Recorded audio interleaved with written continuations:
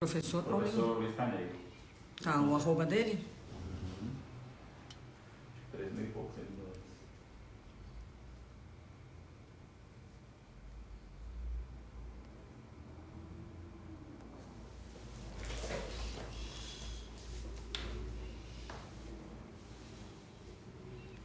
Boa tarde, sejam todos bem-vindos. Bem-vindos todos que estão entrando nessa quinta-feira, hoje é 1 da tarde, um pouquinho mais tarde, para a gente se encaixar na agenda do nosso convidado mais do que especial. Hoje a gente conversa com o professor Dr. Luiz Carneiro sobre doação e transplante de órgãos. Mais uma quinta-feira, um dia lindo aqui em São Paulo, e a gente continua aqui na batalha, né?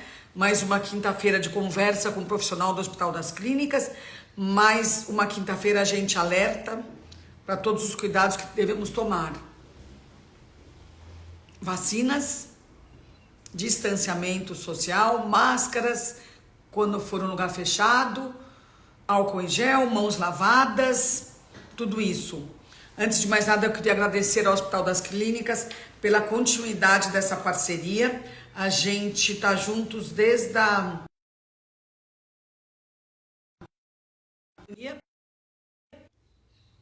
E agora já é a 6ª temporada. Nossa, Paulinho, quanto tempo? Quanto tempo? Muito bom estar aqui com o Hospital das Clínicas todas as quintas-feiras e ser portadora de informações reais de quem entende e luta pela ciência e pela saúde pública.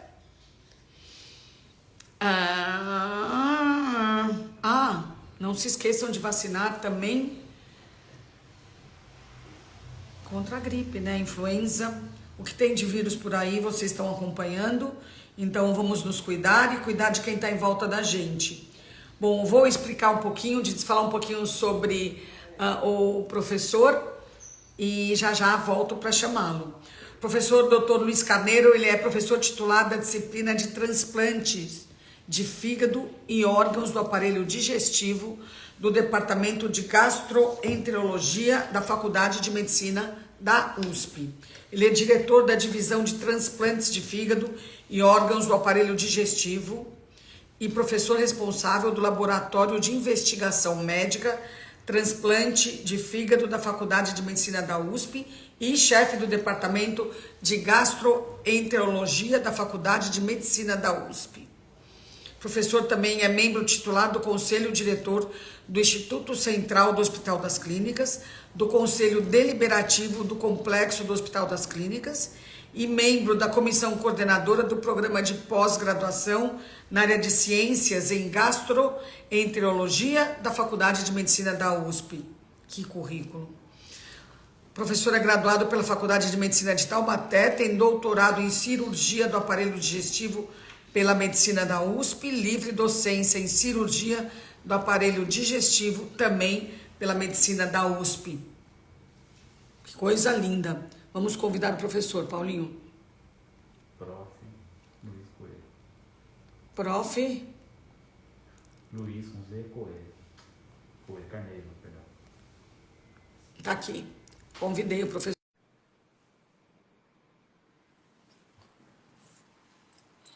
Muito a falar sobre doação, sobre transplantes.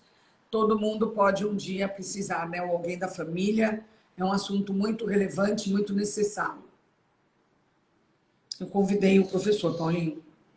Ele não pediu para entrar, tá? Eu que chamei.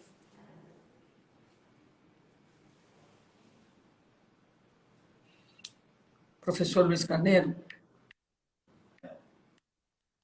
Já chamei uma vez, vou chamar de novo. Estou convidando a 2ª vez. Ele tem que ver lá o convite. Enquanto isso, a gente vai aguardando aqui, porque a conversa é muito relevante. Essa questão do transplante de órgãos, a gente tem que falar muito sobre ela. Primeiro porque durante essa pandemia tudo ficou... Está dizendo que ele não é capaz de join, Paulinho. Pede para ele pedir para entrar, por favor. Aqui está dizendo que ele é incapaz de entrar.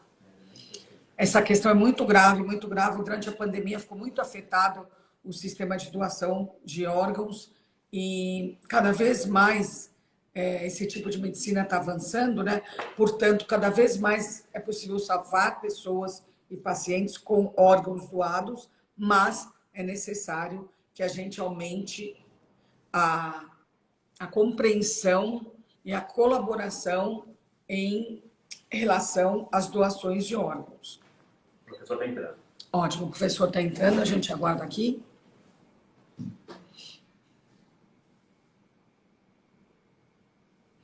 E quem não tem, né, próximo, ou amigo, ou família, ou conhecido, ou funcionário que precise de um transplante de algum órgão. Então, acho que é um assunto que interessa a todos nós. Oi, Leleco. Leleco Barbosa entrando aqui. Quanto tempo? Paulinho ainda nada. Não entrou na sala ainda. Ele não está pedindo para entrar, né? Não, ele nem entrou na sala ainda. Dá pra ver. Ah, ele não está ainda no posto, é Ainda isso? não tá. Ah, então a gente vai esperá-lo. Médicos, né, do Hospital das Clínicas, professores, eles são sempre muito, muito, não só requisitados, mas eles trabalham muito, né? Muitas responsabilidades, muita... Ah, Oi, bom dia, professor! boa tarde, tudo bem, Joyce? Boa tarde, Desculpe, é que verdade. Boa tarde. Tudo bem com eu sou você? tudo bem, sou meio lento na conexão. Então, Não tem problema. Você é um ótimo médico, ótimo professor. O que nos interessa é isso, tá? A conexão a gente resolve. tá bom, obrigado. Vamos lá, professor. Eu sei que a sua agenda imagina, de um profissional como você, né? Professor, como que a gente pode avaliar, nos dias de hoje, a situação da doação de órgãos no Brasil? Antes de você entrar, eu comentei que cada vez mais é necessário que tenham mais doadores, porque a medicina vai avançando e tem mais possibilidades de transplante, né? Isso mesmo. Então, é muito oportuno conversar. Nós vimos um crescendo muito grande no Brasil em termos de doação de órgãos.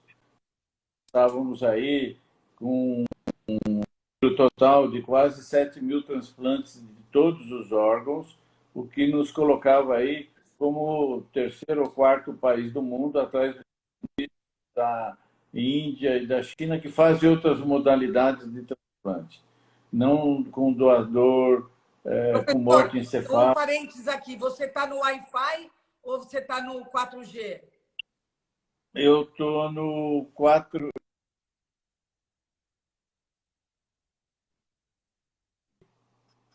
Porque está Minutos. ruim a conexão, você aparece meio ruim. Se puder trocar de rede, se você tiver no Wi-Fi, para você fechar o Wi-Fi e entrar no 4 ou 5G que aparecer aí.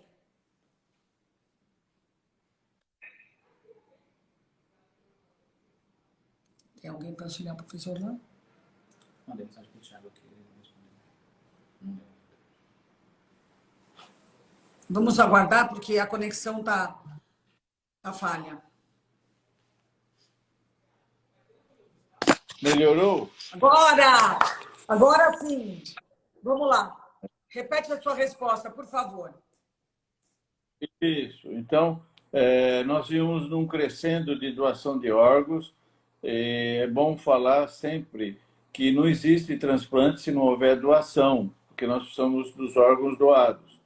E tem uma possibilidade de que naquela hora de muita dor, muito sofrimento, em que o paciente teve uma morte trágica, em geral um acidente ou algum derrame que teve uma morte súbita, e a família pega de surpresa e não sabe a decisão que cada um tem sobre a sua vontade ou não de doar. Então, a gente sempre diz que é bom conversar com a família e deixar manifesta a vontade de que seus órgãos sejam doados, para que essa decisão seja mais fácil naquele momento para a família e para todos. E a gente, além disso, não perca um órgão que você gostaria de doar. Então, esse é um aspecto importante. Então, a Covid quebrou e nós ficamos com a doação muito mais precária, porque os doadores não poderiam ser usados porque tinham Covid e a gente poderia transmitir uma doença e isso não, então, inviabilizou e houve uma queda brutal de doadores nesses anos. Então, nós tivemos em algumas áreas uma queda de 60%, 70% no número de doadores. Nossa, o que já era ruim ficou pior, né? Péssimo, né? Então, eu gostaria de dizer que nós estamos retomando, mas, para nossa surpresa, o que tem aumentado, e é por isso que esse aspecto é importante, é a negativa familiar. Como acho que as pessoas não conversaram mais, não houve tanta campanha de doação, as pessoas não ficaram mais preocupadas em conversar sobre isso. Chega naquele momento difícil, sempre tem alguém da família que pode ou não ser a favor da doação, e aí, naquele momento muito difícil, ninguém quer mais discutir tema, terminamos por não. Então, tem aqui, nossa situação aí tem chegado a mais que 40% dos órgãos, e isso cria outra situação, porque aqueles que aguardam órgãos estão falecendo, tem gente que precisa de um coração a qualquer momento, ou de um fígado, e que também existem aqueles que estão na fila esperando por anos, e é uma possibilidade então, que fica cada dia mais distante, e alguns falecem em função disso. Então, nós temos um déficit muito grande, o número de transplantes caiu, por exemplo, de fígado caiu 20%, e o número de transplantes de rim chegou a cair 40%. Então, Quanto de rim caiu? 40%. Então, é um número chocante. Nós estamos trabalhando muito para recuperar esses números, com campanhas e com um esforço junto às organizações de procura de órgãos, que os hospitais são obrigados a ter por lei, de acordo com a lei, para que se volte a se conversar sobre isso de fazer a doação. Eu acho, professor, que com tanta gente morrendo de Covid, né, ficou um assunto mal parado, né? Ficou um assunto, não é mal parado, ficou quase que parecendo fora de hora falar sobre transplantes, né? É isso mesmo, porque se criou aquele conceito também que os imunossuprimidos tinham que ficar isolados, separados, porque aumentava o risco do Covid. Então, eu acho que se falasse, nesse momento não é hora de falar disso, né? E aí ficou essa situação com esse problema seríssimo que nós temos hoje. Então, eu agradeço aí a oportunidade de conversar sobre isso, e porque sem órgão, sem doação, não tem transplante. Não tem transplante. Professor, eu não sou impactada por nenhuma campanha, só para você entender. A campanha a gente tem que colaborar mais e eu me disponho a isso. Durante a Covid, quem me procurou foi a Glória Calil, que é uma pessoa bem conhecida, né? E a gente se juntou para chegar, para começar a falar sobre isso, para trabalhar juntas. Mas a Covid só piorava, só piorava. Mas eu acho que agora a gente já pode retomar isso, o senhor acha? Eu acho, porque agora também já existem normas e nós já sabemos como evolui a Covid. A Covid de hoje é diferente da Covid de 1 ano, 2 anos atrás. Agora, existem formas leves de Covid. E nos pacientes que têm, muitas vezes, o doente caiu da moto e faz um exame e deu Covid. Mas se ele tiver assintomático, e nós hoje já temos evidências no mundo inteiro que pode-se usar esse órgão e nós já estamos começando a usar. Ele pode ser doador, então. E é espetacular. O resultado é muito bom. Não houve transmissão da Covid para nenhum paciente. Então, e nós precisamos, porque são doentes críticos, né? Nós temos que usar qualquer órgão que for possível usar com segurança. E é seguro usar esses órgãos, nós aprendemos isso. Não naquela forma grave que era antigamente, que estava entubado, com insuficiência respiratória, com necessidade de internação em UTI grave. mas essas formas leves, assintomáticas, que hoje a pessoa se afasta pelo convívio social, não é? E nós não internamos, né? Então, hoje mesmo eu vi os números aqui do Hospital das Clínicas, nós não temos nenhum funcionário internado, mas nós temos um número de cento e poucos afastados para evitar a disseminação da doença e o contágio da doença. Então, são formas diferentes e é uma boa notícia que a gente já pode usar parte desses órgãos dos pacientes que têm Covid. Nossa, isso é maravilhoso. E também tira um pouco também o medo das pessoas de voltar a doar órgãos, de incentivar pessoas da sua família. A gente tem que deixar isso declarado onde? É na carteira de identidade ou não mais? Então, antigamente deixava nos documentos, agora a lei não obriga mais isso. Então, no que nós temos primeiro é deixar manifesta a vontade à família, porque o órgão só vai ser retirado após consentimento familiar. Por isso que é tão importante que a família esteja ciente da sua vontade. Porque se você quiser doar e naquele momento a sua família não souber, a decisão não vai ser assim. E outra coisa que eu ia perguntar para você: e se o paciente não se manifestar, o doador, e se a família achar que pode doar? Pode doar, então, né?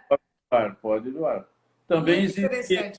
não quer Então, a doar. questão é convencer a família em volta. Isso mesmo. É isso mesmo. Tá, Nós tá. temos equipes profissionais hoje que trabalham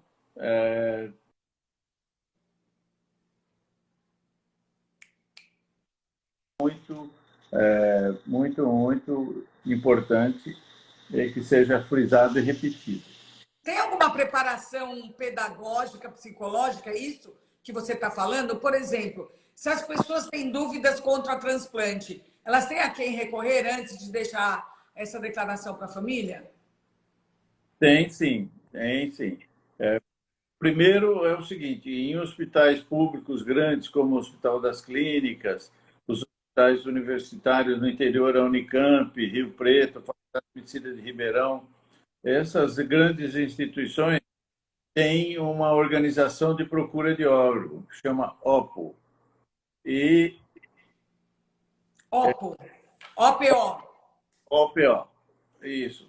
Você pode ligar nesses hospitais e falar com o pessoal das organizações de procura de órgãos. Outra possibilidade é a Associação Brasileira de Transplante de Órgãos, chama ABTO, Associação Brasileira de Transplante de Órgãos. ABTO. ABTO também pode mandar e-mails que eles mandam folders e material explicativo para quem quiser ter conhecimento maior, tá certo?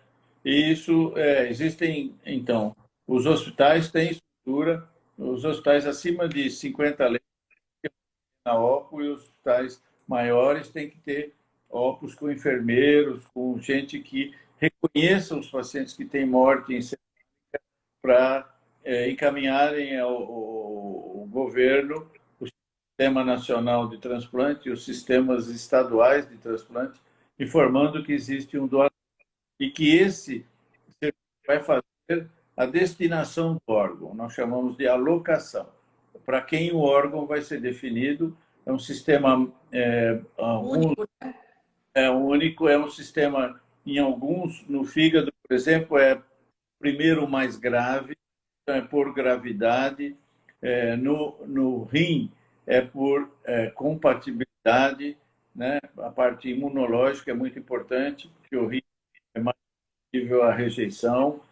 Coração, além da compatibilidade que todos os órgãos têm, que é sanguínea, também entra peso importante, né? Um coração, um fígado de uma pessoa de 45 quilos, 40 quilos, não pode ser usado num paciente de 150 quilos, porque não consegue ter força para manter um organismo desse tamanho.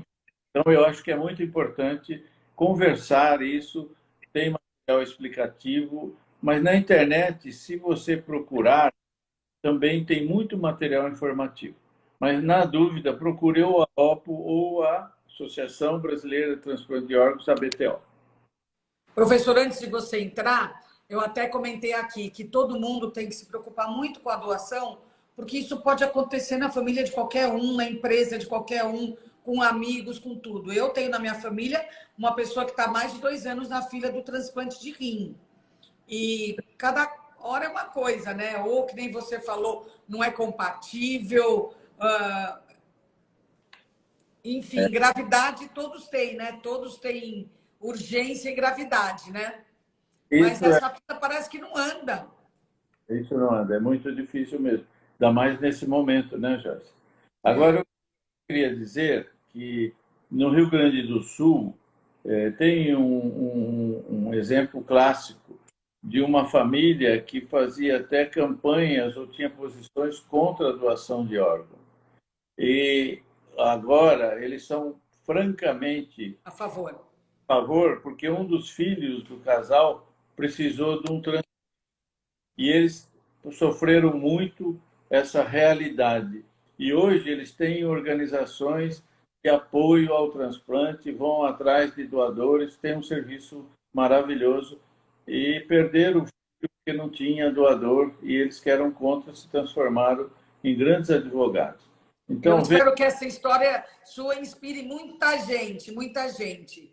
E eu vou voltar essa campanha com a Glória Calil. A gente até chegou a falar com o Tom, e a gente começou a articular, mas naquela loucura toda, todo mundo queria era sobreviver, né? Na verdade, era isso. Agora, professor, o que faz as pessoas não quererem doar? Olha, tem algumas religiões, né, que, por exemplo, dizem que no Japão seria melhor para reencarnar se você tivesse com o corpo inteiro. O Japão não consegue vencer essa parte religiosa. Na Índia, a gente não sabe porque os amigos cirurgiões transplantadores da Índia dizem que o governo não estimula a doação porque sairia um programa de transplante é um programa muito caro. E lá na Índia eles fazem muito doador vivo. Você doa um rim para o seu parente ou metade do fígado. Só que coração não dá para doar, né, Joyce? Então esses pacientes são condenados à Tem que morte. ser compatível também, né? Na minha família, a gente não consegue ser compatível para doar o rim.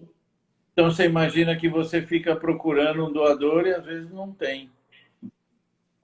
E na Índia, então, porque ter uma doação significa que cada hospital precisa ter uma estrutura de centro cirúrgico um dia tirar os órgãos, precisa ter pessoas, enfermeiras que doador, ou tem que ter transporte, que aqui é pago somente pelo governo, tem que ter transporte aéreo. A gente voa, Então, na Índia não tem? praticamente não tem, faz muito transplante, mas é de doador vivo. Como tem muito, Entendi. eles doam parte do fígado, ou parte do pulmão, ou parte do ou o fígado, ou um rim. E isso é muito importante salientar. E esses amigos que querem fazer um programa como o nosso, com doadores com morte encefálica, falecidos, eles acham que o governo não tem interesse, porque seria muito caro para implantar uma rede.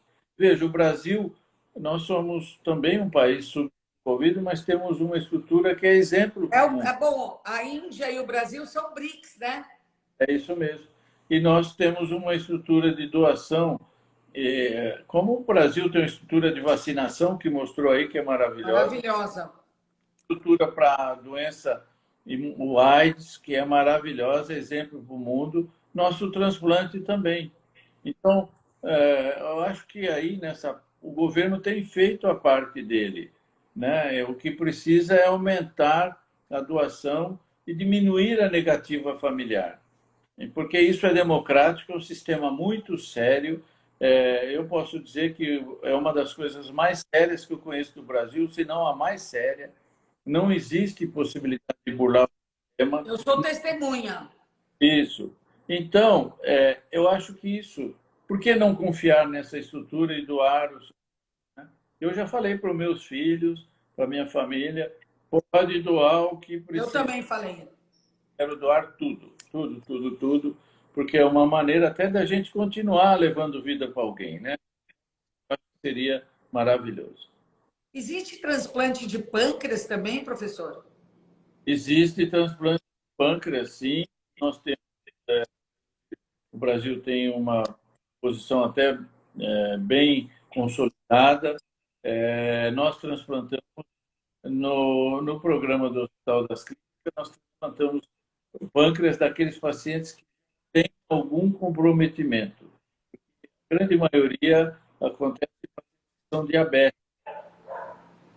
Então, eles perdem a capacidade de produzir insulina e diabetes. Perde um rim, pode ter a visão, pode ter doenças coronárias, todas as complicações do diabetes. Então, nós fazemos quando existe necessidade de transplante de rim. 99% das vezes nós fazemos transplante de rim e pâncreas em conjunto. Nós fazemos pâncreas e rim. Eu tenho, em volta de mim, professor, eu, infelizmente, muitas pessoas nos últimos tempos morreram de câncer de pâncreas, né? Que é um câncer muito agressivo. Nesse caso, não dá para fazer transplante? Olha, se você tiver condições de... Tem que fazer a pancreatectomia, tem que tirar o pâncreas pelo tumor, não é? E depois tem que... A lei brasileira manda ficar livre da doença por 5 anos. Aí você põe Ah, o pâncreas, mas tem que ficar 5 anos, porque nós vamos submeter esse paciente à imunossupressão. Nós vamos baixar as defesas do doente. Então, nós temos que ter certeza que não vamos facilitar a volta da doença de base. Então, tem que dar um período de 5 anos, aí entra com pedido, e aí pode sim fazer o transplante de pâncreas. professor, tem uma coisa que surgiu aqui que eu nunca tinha ouvido falar, que é sobre cirurgia bariátrica, que a gente ouve falar que tem jovens com necessidades de TX de intestino. O que que é isso? Então, veja bem, isso é uma... A gente vai passando por epidemias e vai aprendendo muito com as epidemias. A obesidade é uma epidemia, porque o Brasil, daqui a 5 anos, vai ter 60% da população obesa. E o número de cirurgias bariátricas aumentou muito, muito. E você opera pacientes com 150, 160, 200 quilos, e que é uma cirurgia que é feita e você mobiliza o intestino. Quando os pacientes emagrecem 100 quilos, 50 quilos, se todos aqueles buraquinhos não foram perfeitamente fechados, aquele buraco que é igual um botão quando você está gordo, né? Está apertado. Mas quando você muito, aqui fica fácil de sair alguma. No começo está esticado, pode mostrar sua barriga, mas então o intestino vai entrando ali e aí faz uma rotação, dá um nó e você tem que tirar todo o intestino desse paciente. E aí tem a alimentação na veia e aí irem para o programa de transplante de intestino. Outra causa do transplante de intestino também é trauma. Se você tem um abdômen que tem um grande trauma, pode explodir seu intestino inteiro, uma batida de carro ou mais grave, e você perdeu o intestino. Também outras causas, doenças em que os pacientes já nascem com essas pernas por um erro de rotação e tem que tirar o intestino. Então, são criancinhas muito que já têm que também serem transplantadas. Por isso que a gente forçar que isso tem aumentado bastante no país. Nós, no Hospital das Clínicas, somos o único programa que faz transplantes em adulto de intestino, mas nós fazemos muito pouco, porque isso é um procedimento relativamente novo e nós estamos lutando junto ao Ministério para que isso seja incorporado aos procedimentos SUS, e que ainda nem é. Então, existe sim, e também existe uma modalidade que você pode fazer quando tem entupimento, pode ter tumores, é que você tem que tirar todo o intestino nesse que eles não conseguem viver com um entupimento ou com, eventualmente, alguns tipos raros de tumor. Então, nós temos que... Aí fazemos o transplante multivisceral, que nós transplantamos estômago, duodeno, intestino, fígado e pâncreas. Trocamos tudo. Esse é mais raro de fazer. Aqui no Brasil já tem centros que fazem também, mas mostrando as indicações do transplante cada dia aumentam mais, né? E entram outros transplantes na rotina. Hoje a rotina do câncer incorporou muito o transplante de medula. É muito comum você falar, o fulano fez quimioterapia, faz de medula. Agora está entrando de intestino, já tem de coração, de pulmão. Osso hoje se usa muito para transplantar. Então, um doador pode doar para 16 Parou o som. que é para doação. Está ouvindo? Agora sim, agora sim. Eu acho que é importante a gente falar, porque eu quero dizer que nós estamos ampliando o número de transplantes, a sociedade vai evoluir para isso, né? E nós temos que... tem doentes que têm infecção de barriga grave, que antes falecia, hoje eles perdem até a parede abdominal, e nós não temos ainda aqui no Brasil, mas eles fazem o transplante de intestino e uma parede abdominal. Nossa, eu nunca tinha ouvido falar nisso. Isso. Então, veja, só reforça a nossa necessidade de ter doadores. E quando a gente retira, por mais incrível que pareça, essas partes, nós fazemos a reconstrução para que o corpo, quando for para o seu enterro, para o seu momento, esteja em condições físicas perfeitas, né? Os doentes, eu não vou doar porque vai estragar o olho, eu não vou doar minha córnea.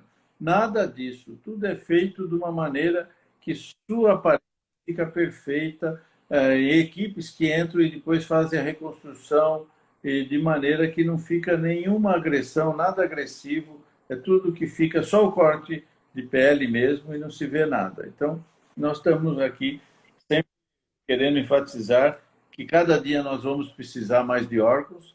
Você ou seu familiar amanhã pode precisar de um órgão e que tem novas modalidades entrando aí, né?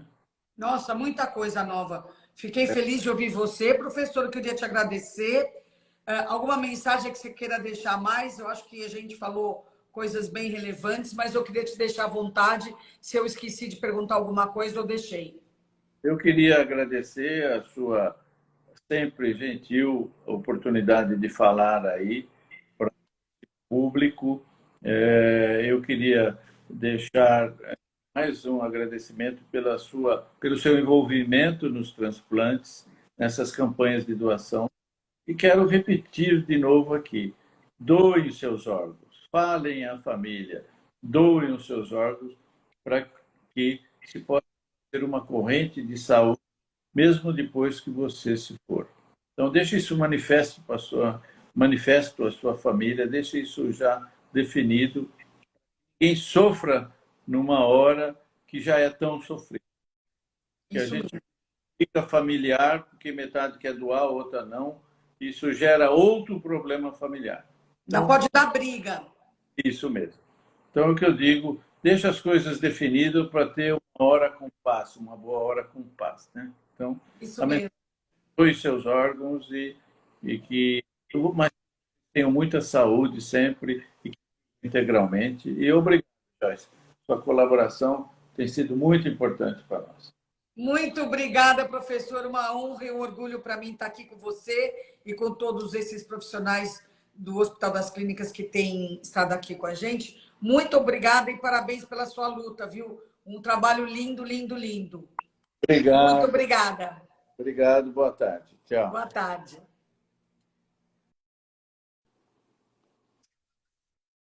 A facilidade da comunicação sobre doação de órgãos. Então, manifeste-se com a sua família, deixe isso já preparado, essa conversa. Essa conversa tem que ser leve, não é uma conversa pesada, e vamos seguir em frente para ajudar quem precisa. Porque mesmo porque, né, conforme a gente falou aqui, um dia pode ser alguém da nossa família, alguém do nosso círculo de amizades, das nossas empresas onde trabalhamos. Então, vamos colaborar. Obrigada a todos. Não tem entendido a porta? Não, tinha um bicho aqui.